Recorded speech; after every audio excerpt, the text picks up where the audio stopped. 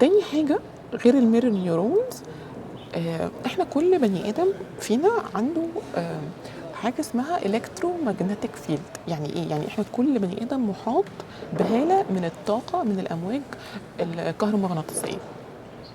كلنا عندنا الموضوع ده، يعني مش كل البني ادمين، كلنا حتى تحسي ان احنا الطاقه، كل بني ادم عنده طاقه، جسمه بيبص طاقه معينه على حسب الاكل بقى، على حسب احنا بنغذي جسمنا بايه، على حسب شرب الميه، على حسب ان احنا مثلا بنقرا هل بيبقى في علاقه بيننا وبين ربنا ولا لا، العلاقه بيننا وبين ربنا عامله ازاي. كل ده بيأثر على الهاله اللي حوالينا او المجال الطاقي بتاعنا.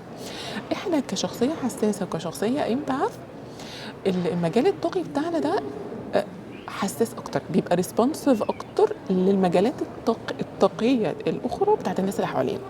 يعني احنا بنلقط او بنشوف او بنحس زياده عن الطبيعي بالمجالات الطاقيه للشخصيات اللي حوالينا. يعني انت ممكن حد تشوفيه قدامك كده جاي عليكي، فانت تحسي اللي هو ماله عامل كده ليه، ممكن ما يكونش باين على وشه، بس انت مجرد احساس الطاقه بتاعته والشكل بتاعه وحركات جسمه، كل دي حاجات انت بتلقطيها، فبتحسي ان في حاجه مختلفه، فبتحسي ان في